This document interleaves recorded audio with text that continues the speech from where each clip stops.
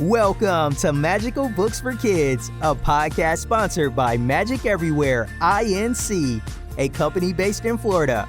Hosted by Michael John Sullivan, this is your place to hear the very best children's stories and an opportunity to get to know your favorite authors. Now, here is Michael John Sullivan. Thank you for joining us for Magical Books for Kids. I'm Michael John Sullivan, and thank you so much for joining us for another edition. We have with our guest, Lisa Caprelli. She is a book and publishing consultant, author, and innovator with a passion for studying, expressing, and writing about human behavior, communication, and happiness. Lisa grew up with humble beginnings in the Sun City of El Paso, Texas. She is proud of her Latin roots and culture. It is important for her to travel and do book tours to be able to reach as many children, educators, parents, librarians, and schools with the positive and meaningful lessons she has learned and continues to learn. It is through using the best of Skip a Step stories and its journal in practice that she was inspired to live a purpose-filled life and create meaning and happiness out of her own life and be the catalyst to use her voice and turn them into words. She's also the founder of the children's unicorn brand and book series, Unicorn Jazz. And she is someone that has done a lot of work with kids and parents during the pandemic. As we know, this is being recorded as the vaccines are getting ready to be put out there in the next couple of months. Pfizer and Moderna are two of the companies that are doing it. So Lisa, thank you for joining us. And I know that you have an opportunity to speak to children, to their parents, to teachers, to leaders in the community. What changes are they dealing with this particular pandemic? Because it can be a really scary situation for many people, and it has been. Yes, and thank you for having me on your wonderful show and all the great work you are doing as well, Michael. Yeah, so it's been, it's been so much, I think, of a roller coaster and unexpected opportunities, if you want to call it, silver lining and challenges for sure for everybody in the world. I mean, the first time in our history, we have all, we are all going through this together in different capacities. And I know since me being alive, I've never seen anything like this that it has affected global community. And so when, COVID hit in, spring of 2020, and I kind of predicted what was to come in the sense that this was going to be more severe than 9/11, more than the, the recession, the crisis, 2008, 9, or 10, the aftermath of that, which I saw firsthand because of the business and the people I was around during that time. So when I saw this and being privy to that information, and as you started off the interview, I do love studying human behavior and why people do the things, what makes them do it, and why. I knew that this was going to be big. I don't even think it was as big as the ramifications that we've seen today. I immediately started going into Facebook groups and studying what the pains and the real communication of parents, teachers, librarians, school librarians, all the people that were really connected in my daily life, because I'm a children's author now. And I was going to schools, speaking to kids, where there was 30 people in a classroom, hundreds of kids, or the whole school, thousands of kids. That's what my life was like. Everyone has something that they were doing, and everyone changed. So my story isn't different than other people, that their lives changed. And I think today, many people, many industries, including the creative people in the arts, in the music, me being an author and all my author friends, and seeing how there was just a complete overnight change for us, and studying the ramifications of teachers having to learn to teach, learning how to Zoom. The kids, I really feel the silver lining is a lot for the children in the fact that they've grown up with the internet in their pocket. You and I didn't. Okay. That's true. Right? So they knew how actually to probably get on and teach the teacher how to teach them. and I used to ask my son, who's 15, when they were figuring out, do they know how? And because he has grown up with technology and he is a YouTuber, he kind of chuckled thinking like, no, they don't know. So I saw the pains, and I saw the pains of teachers, of parents now having to take on the role of homeschool mom or dad. And they're not ready for this. I mean, being a teacher is different than being a parent. Exactly. And I think what most parents have learned during this pandemic is how valuable good teachers are. And Yes, that's what I always say. how- Teachers are forever going to be valued now. exactly. I mean, I'm sure they'll be putting an apple on their desk once they bring their kids back to school. But you mentioned, what are you hearing from the kids, especially about this pandemic? They Yeah, were probably able to adjust better technology wise than yeah. most of us. As you said, we didn't grow up with the internet. I remember black and white TV. I mean, it's like those days. And Right, so, what are you right. hearing from from Well, the children? obviously children, under 18 are minors in the sense that when I speak with parents, or if kids connect me through, Instagram or Facebook, I obviously first have to get parent permission, and I do. That's kind of pretty easy. But when the parents tell me their struggles for not knowing technology, for not being digital savvy, and I tell them, let your child teach you, you know, and don't be afraid of it. Some people are afraid because, well, they're a minor, I'm afraid for them to go on this or that. And I tell them, well, you can look at it two ways. You could try to protect them and, keep them from, things that you feel maybe inappropriate, right? It's a target for all of us, really. Or you can monitor and let them teach you, put things in your name still, but to not give them that technological advantage, it's like saying, you're not going to give them what reality is. And technology is really anything invented after you're born. That's true. And so I've helped through that psychology parents then work with their kids on, like, why should they have a YouTube? Why should they be on Facebook or Instagram?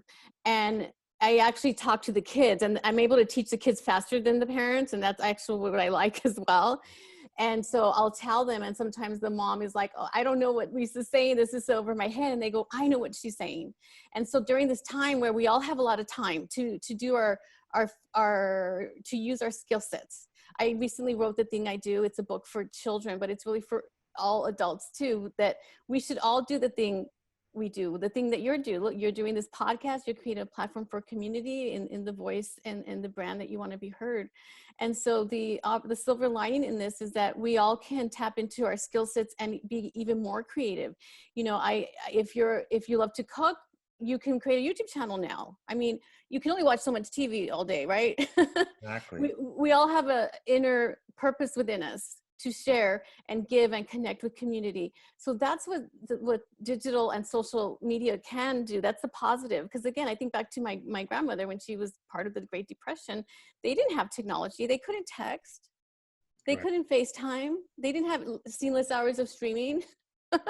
Exactly. Yeah. And if they saw what was here today, they'd be quite astonished. Just like my parents, I still have my father. He's still here, 90 years old, and he's seen a lot, in his 90 years.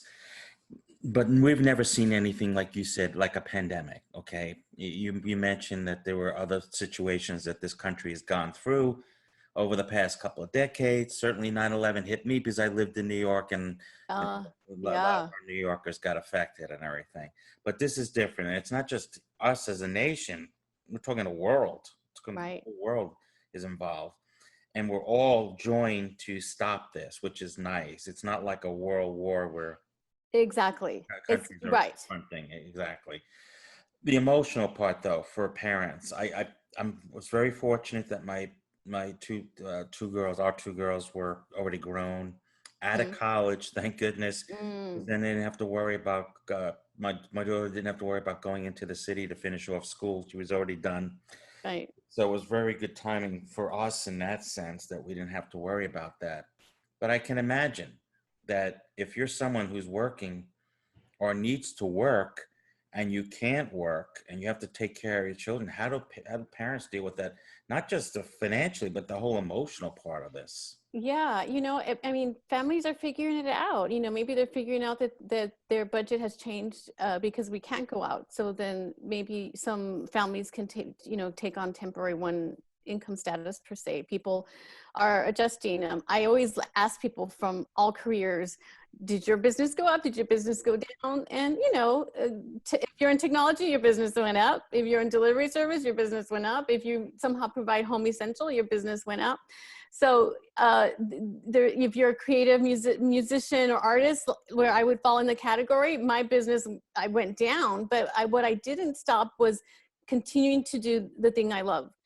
And so in around April, when everything started happening fast and lockdowns, and including all my author visits shut down again, I just started making it, if I want to call it, selling books, selling my years of work that I changed my life to do as a result of a book that I made called Skip a Step. And so I changed my life. It's been about 3 years now. I went from, you know, decades of marketing and PR, public relations for companies, to do finally what I love, to do my thing. And I had the wherewithal, I had the confidence, I knew the vision and all the pieces I could build to do my favorite thing. And as a result, I built Unicorn Jazz, which we can talk about. But instead of doing nothing or waiting like it's going to happen, something's going to change, I just said to my husband, I said, I want to do more than just go on Facebook and read a book. You know, I want to create a show. I want to create a platform and community to reach kids, because I loved connecting with kids. Thankfully, I could do that. It was a tremendous amount of work. I said to him, he's actually a physician, full-time radiologist. And he actually has a degree in marine biology, and he's really funny and entertaining. He's always teaching me, and we are very complete opposites, which is great because we teach each other a lot of things. He'd never in his life did video editing. He learned how to edit. He helped me create music videos. I said, could you teach me like a first grader why like dolphins are cool and why all these ocean animals, which he loved, his passion. He never got to really do that because he changed careers.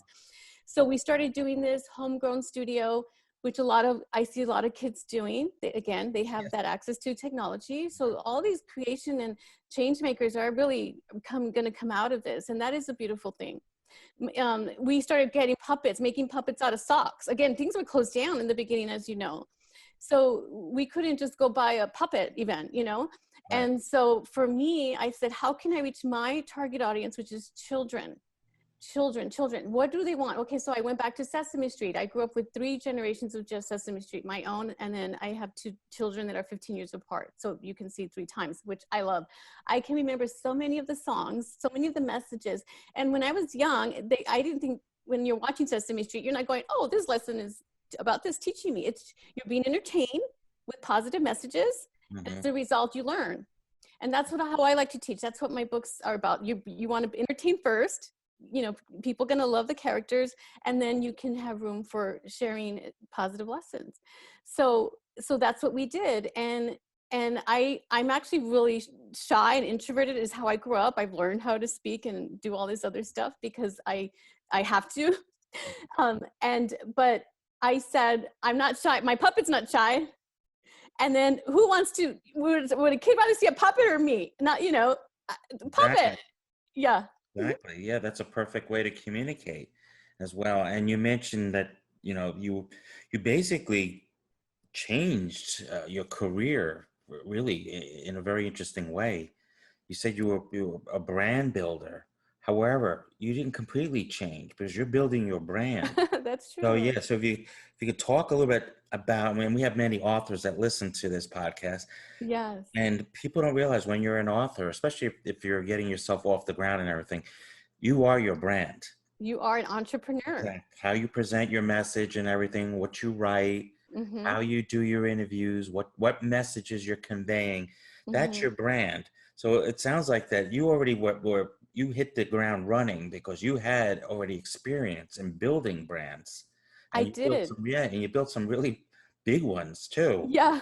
From what I read in your bio. So why don't you talk about how you have been building Unicorn Jazz? Because I've been researching that and I'm saying, oh my goodness, this person, she has digital, she has video, she has books, she has an audio book, she has all this stuff going for her. Thank you. And you've reached a big audience because I can see the reviews and everything like that. So yeah, but I didn't know all this was going to happen. Again, you hear the story, you know, follow your dreams and everything will go into place. And so when I talk to people, the brand is bigger than what we actually are. I would say authentically and honestly and vulnerable, you know, wise, you know, I'm still in the more of the startup stage of what an entrepreneur business would be. But because I did do all those things that you said for companies, and I knew how to strategize the order. Like I know how to, you know, go into my website and make a landing page. I just made one for our 12 Days of Christmas coming out with 24 talented kids that we have, thanks to people reaching out and wanting to be part of the show, you know, showcasing the talent. People have talent and we're a platform to give it to. The Thing I Do, which is the name of the show, which is now on Amazon TV. We're building a series for that. So excited. Never knew we could do that. So I tell people the thing I do, you know, which is, it's called Unicorn Jazz Presents The Thing I Do, is think of it as a modern day Sesame Street. Imagine if you can send Sesame Street your video. That's what we're doing. Different, you know, all original. I write songs, I get the kids to collaborate. But I started Unicorn Jazz after writing the book Skip a Step, Imparting Wisdom for Young Entrepreneur Minds. I spent just under 3 years researching and asking, you know, CEOs, leaders, you know, nonprofit, a girl that was on a TED Talk, all these different people. Really, if you could skip a step, what would you do in your life and tell your younger self? Well, and it wasn't really about success and money. The questions were designed to teach children and kids of all ages, because you're young at heart and I'm young at heart, is what makes for meaning, what makes for a purposeful life. If you could tell that, because that's always to me been what it's all about, right? And so in actually interviewing these amazing people, and I was able to put my interview as the last chapter, the 13 in my work, and my belief in that we are all designed to help people. Currency right now is helping people. And after hearing their success stories, of why everyone had struggled, every single one. Right. Tremendous struggle, sometimes many times. And so it gave me the skip a step confidence that, well, you know, what were the things they have in common? We got to interview, which is chapter 1, Michael Gerber, who writes the E-Myth series. And that he was 80 years old at the time we interviewed him, an octogenarian, I think it's called. And my co-author, Michael Ashley, and I were just kind of pinching ourselves with his tremendous wisdom. He gets interviewed all the time and he has the most amazing nuggets. And Michael Gerber just said so many things that were going to be meaningful for kids. He has a quote that's in the book that says, you know, something young people have access to today. It's so amazing. It's a treasure trove. It's called reading. Right. You know, just things like that. And so the common words that I heard from all these great leaders were words like vision, to what's the meaning of life, to create. And Michael Gerber said that. And I always believe that. So to have this, you know, people saying that, because when you're creating something, as we're creating the Unicorn Jazz world, it's hard. You could say, am I doing the right thing? You know, I'm not selling as many books as I want to, as an author would always say in the beginning, right? And is this worth it? Should I keep going? So everyone you put years into building what you believe in. Everyone does. Restaurants do, you know. There's no such thing as, you know, get rich quick in anything, but there is such thing as building your purpose and your value for what you love to do. So I created Unicorn Jazz because Unicorn Jazz, unique represents that we're all different. We're supposed to be.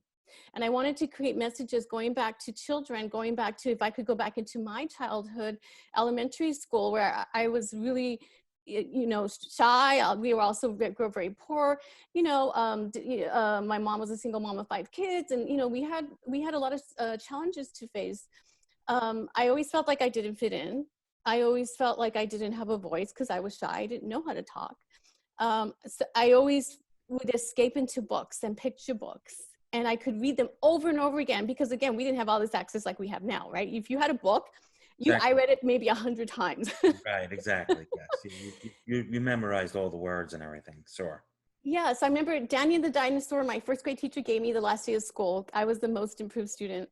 And she introduced me to Sid Hoff, who had a series of books, which I would go to the library wanting the next Sid Hoff book. How cool was that? and Yes. just and escaping into that. So I'll never forget that, because that's when I wanted to build Unicorn Jazz. I went back to myself as a first grader. What would the message I be to teach, people around me and to help each other? And what became after that, I did not know what was going to come. So my sisters are like, "You're going to become a children's author? What, you write a book about a unicorn?" And they, like, everyone was like freaking out, like, "Where is this coming from, Lisa? You're a business person. You know business." Yeah. And I just Probably said, think you lost your marbles or something, huh? You know? but one thing they know about me is I'm determined. If I say something, I'm going to have vision, I'm going to create it, I'm going to happen. Right. So I wrote Unicorn Jazz. Of course, I got the help of people's input, moms. I have known lots of moms, and my artist is actually my cousin from my hometown of El Paso. It was a dream of his to become an illustrator. And I said to him, "I'm going to make you a published illustrator immediately. And I'm going to help you get other work," which he's gone doing the thing he loves. He's grown up, sketching on with his crayons anywhere he could since he was a little boy. And, as you know, to become a published author, a published illustrator, you just don't know how to do it, right? Exactly. So, Yes. so I told him, "Help me with this, and I will help you along the way, and you will be part of the Unicorn Jazz brand." And so we went back and forth on the vision. Unicorn Jazz has a musical note for a tail. I immediately trademarked her, like Hello Kitty is trademarked. And I started thinking big as a brand person, big and vision, big, and I want to have lots of stories like Dr. Seuss, but different, and using my experience, the people around me. Everyone has their own experiences they can draw from. So Unicorn Jazz moved to a shy lion. I'm sorry, repeat that. So Unicorn Jazz in the book one is a shy unicorn who moves to a new land in search of new friends. She doesn't fit in until Right. she meets her friend, Wolf the Crow, who has a name that a dog should have. Kind of weird, right? So I'm tying all these messages in for kids when I share the story. What she does have is she sings. That's why she has the musical note for a tail. And that's her power. That's her grace. That's what makes people happy. And see, I don't sing well, but I do love to sing. And Wolf the Crow is that same person. So I put a lot of my personality, drew from many different people and personalities, so that the kids would love that. And kids come up to me, boys or girls, saying, "I feel like Unicorn Jazz." And I teach them, Wolf the Crow represents someone who believes in you. And he's in every single book. It was important to me, kind of like Curious George had his friend. So Wolf the Crow's in every story. Then we have subsequent characters, and we're building this as we keep, sharing the characters, because kids identify with these characters. I stop and say, like, they're really not real, and movies aren't real, and all these things, but we love escaping into that, right? Outside of ourselves. Right. It's like an emotional escape from the reality of that you're going through. Sure. And that's what books are. That's what creativity is. So as I've spoken to kids and get their questions, because I didn't know what was going to come, I was like, I hope I can answer their questions. If it's a business question, I can answer it. Right. But all I did was stay me. I stood who I was. Mm-hmm. Teachers would come in, the principals, they would come listen to my talks to the kids, but I knew they were in the room, and I knew I was affecting them in the sense that I said, all these people here, the adults, they're your Wolf the Crow. They believe in you. Right. And one day you may grow up to be like them. And I'll tell you, you can be a Wolf the Crow. You could be kind to someone. I said, if more people would have been kind to me, I would have been so happy. But there were a few people that were. And I said, be kind to people, because you don't know if they're going to grow up to be the principal, the teacher, which, by the way, they were my friends who I was good to. And I became a children's author. I went and said, "Can I come speak to your school?" Yes. So I was able to go back and into my life, doing what I love, figuring out how do I get my message out there. And it was really life-changing for me. And then I immediately just said, I need to do more books. I need more messages. Kids are wanting all these things. The art that Unicorn Jazz and the characters is hand-drawn art, not computer art, which was very important to me. Not that we don't use computers to make the pages, because kids grow up and we want to still, encourage them to use their crayons and use their, kinesthetic touching. Exactly. So making the kid-like art was important. So the kids, again, my target audience is kids, not adults. And so then I said, what would a children's book be without a song? I always sang to my kids, even though I didn't sing good, but bringing, a story and song together like Sesame Street did is important. So so I went, and I always teach people, I go to people who do the thing they do. I'm not a singer. I'm not I'm not an artist. So I went to people to help me build my thing. So we all rise together. So my talks to kids are about teamwork being important. And in this time of the pandemic and what's to come, all of us coming together, leaders rising like yourself, bridging relationships is how we're all going to become the best, versions of ourselves that we didn't know was possible. Right. And I guess from a shy little girl, you utilize characters and everything to tell your stories. And I could say there was a couple of, when you mentioned the first book and you mentioned some of the storyline, it sounded like you were talking about yourself in some way. So how many books are actually in this series? Where can they find these books? And you mentioned Amazon TV, so we'll talk about that just a little bit. That's Yes, very thank interesting. you. So my first book is Unicorn Jazz, and yes, I do relate to her. It was a catchy name. It was available. I also came up with Jazz. My niece was adopted when she was young from Russia. My sister adopted her. Her name was Jasmine, and her name is Jasmine, and she beautiful little girl that you just want to just hug all the time, and bright and shiny. So I immediately thought, well, what's a cool kid's name? And so I shortened Jazz for Jasmine. So I named Unicorn Jazz after her. It's a name that you can't forget. It's catchy. Again, with the Z. I mean, people don't ever forget it.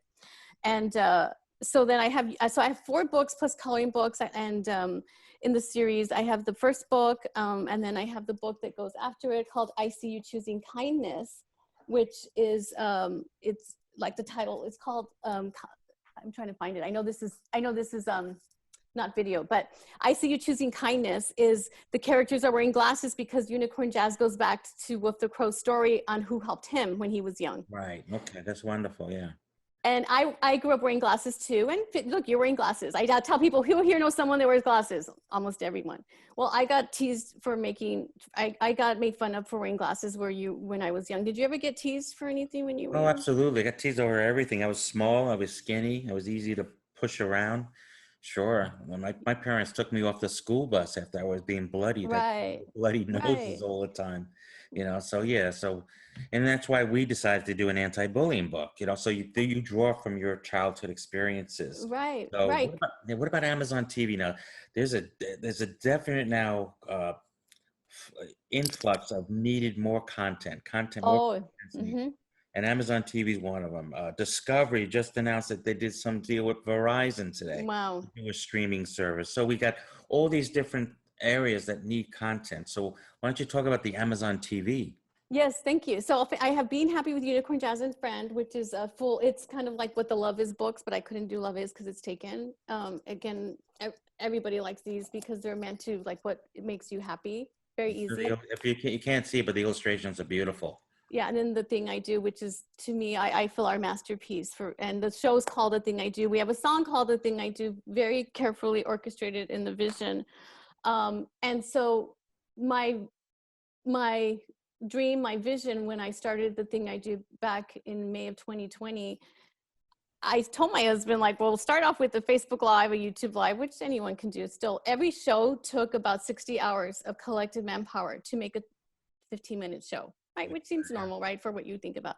Yeah. And, of course, I'm putting my idea, I'm learning. I learned how to edit now, which I didn't ever want to, but I have to learn. But I have teams of people. I work with interns who are there that do the thing they do, which is edit. So I postulated that I wanted to get on streaming networks. I didn't know how, but there's always someone that's going to help you. I kind of figured it out with the team member, starting with Amazon TV, which we are on. I couldn't believe it when we got picked up. A lot of work. I don't ever even want to teach anyone how to do it because it was a lot of work and it's been a lot of work. But once we got on Amazon TV, now, notable people, kids that are actors, kids that have so much talent, they've been growing up, as the 5-year-old singer, as a, young, there's a girl named Allie that's, she's a ballet performer, cellist, these are parents, like a lot of them are like Broadway kids from New York. And that the parents have invested so much, and the kids, that's what they've done with their time, that right now they need a platform to share the thing they do, to share their talent. So that's what we are. I work one-on-one with the kids. I use the FaceTime.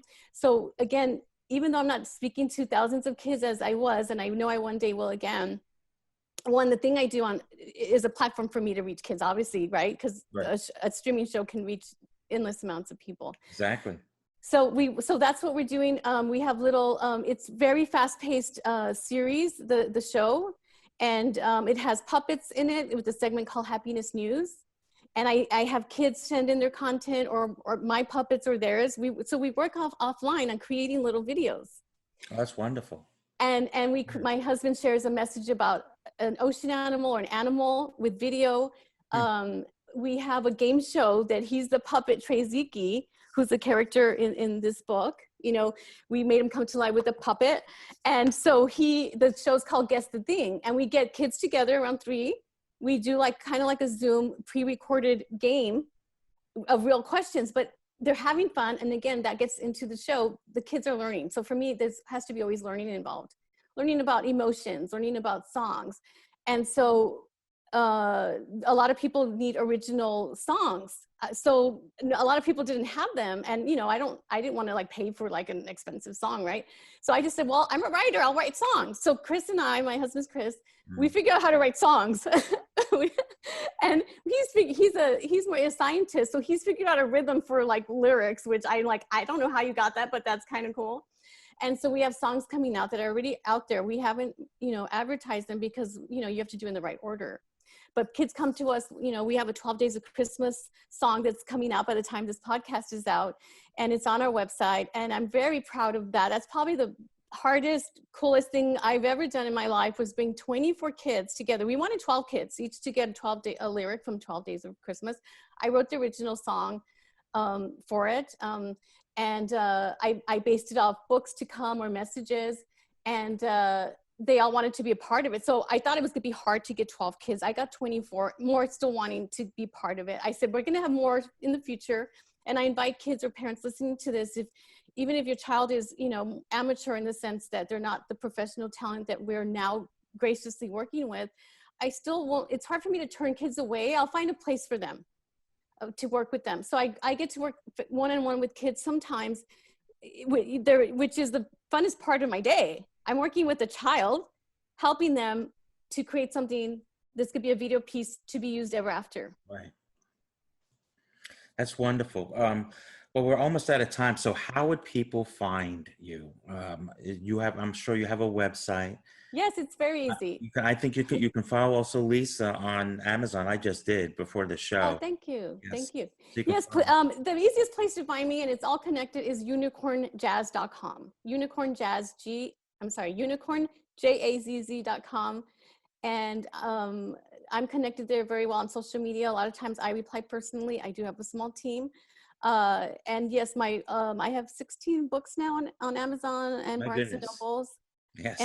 And more to come. I mean, I'm not going to stop because, my favorite thing to do is to write.